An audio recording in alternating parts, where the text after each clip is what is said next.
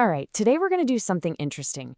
We're going to take a phrase, a really powerful one that has literally toppled empires, and connect it to a theory that, well, it explains why that phrase is more dangerous than ever right now.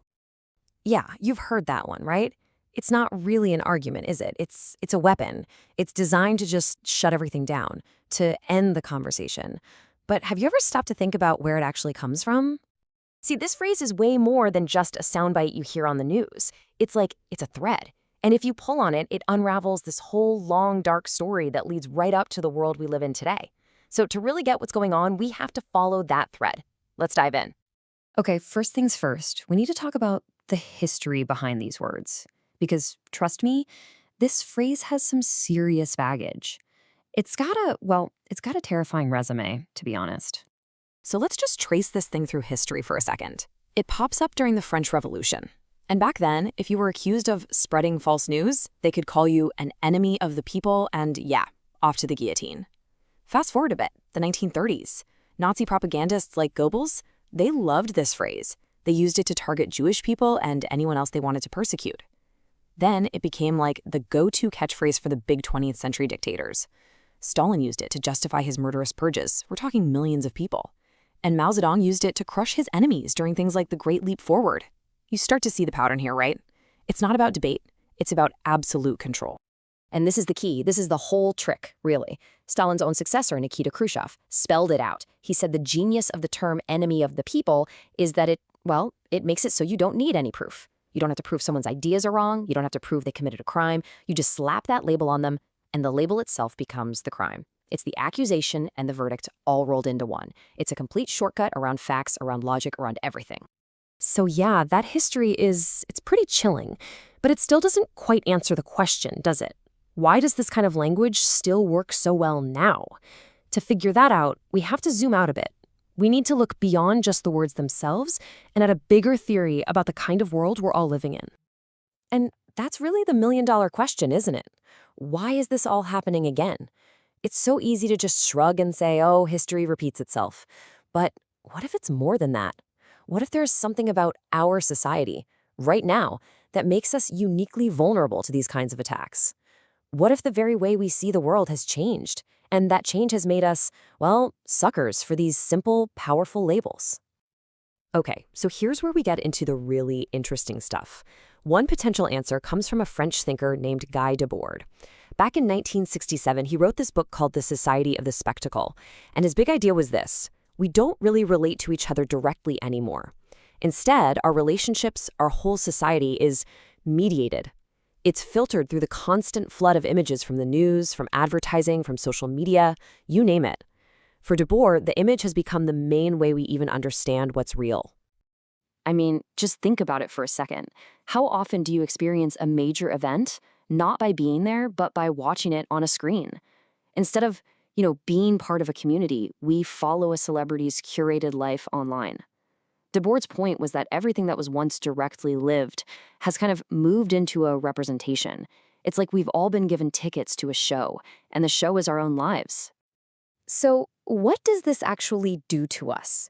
How does living in this spectacle change what it even means to be a person? Well, according to Debord, it fundamentally shifts where we get our sense of self, our identity. He laid it out as this kind of three-step process, almost a decline. Way back when, fulfillment came from being.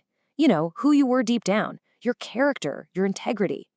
Then, industrial capitalism comes along, and it all shifts to having. Suddenly, you were what you owned. Your stuff defined you. But now, Debord says, we're in the final stage, appearing. It's not about who you are or even what you have, but about the image you project. All that stuff you have is only really valuable because of how it makes you appear to others. And man, this shift changes everything. Look at this breakdown. We went from a world where reality is something you experience to one where reality is something you just watch. You go from being the main character in your own story to just being an audience member, watching your life be represented to you by others.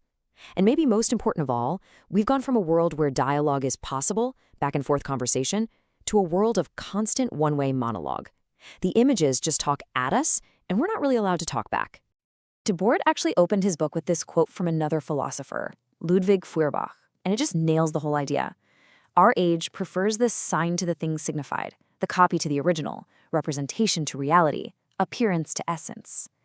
In other words, we've fallen in love with the illusion. The fake has become more important, more sacred than the real thing. So, what are the consequences of all this? What happens when we live inside this world of images? What does it do to our grip on reality, on the truth, on everything? This is one of Debord's most powerful insights. The spectacle, this world of images, doesn't just hold up a mirror to reality. No way. It presents itself as being better than reality. It's superior. The glassy, edited, perfect world we see on our screens becomes the new gold standard, and our actual, messy, complicated lives start to feel, I don't know, like a cheap knockoff. And the spectacle has its own set of rules, and they're kind of simple and circular. Its main message is basically this: what appears is good, what is good appears. If it looks good on screen, it is good, and if something is truly good, it will eventually show up on screen. It's a one-way street, a monologue with no reply button. But this last part is the really scary one. In this upside-down world, the actual truth becomes just a tiny, temporary moment inside a much bigger system of fakeness. Okay, so let's bring it all home. Let's take everything we've talked about with Debord's theory of the spectacle and connect it right back to that phrase we started with, enemy of the people. Let's see how it operates as a weapon in the modern world. When you look at the phrase through this lens, it all just clicks. It is the perfect weapon for the age of the spectacle. Think about it. Does it create a simple, powerful image? Check. It boils down super complex issues into one easy-to-hate villain, the enemy. Does it replace a complex reality? Check. It takes the messy, nuanced role of a free press and replaces it with a simple, hostile cartoon. Does it unify the audience, the spectators? Absolutely. It gives everyone a bad guy to boo at together. And is it a monologue? You bet. It's an accusation that allows for zero dialogue, zero reply.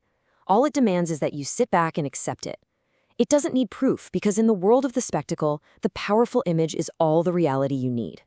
Which, of course, leaves us with a pretty heavy question, a really important one. If our world is now filtered through these images, and those images can be built and twisted to replace the truth, how do we tell the difference anymore? How do you know what's real and what's just part of the show? That's definitely something worth thinking about.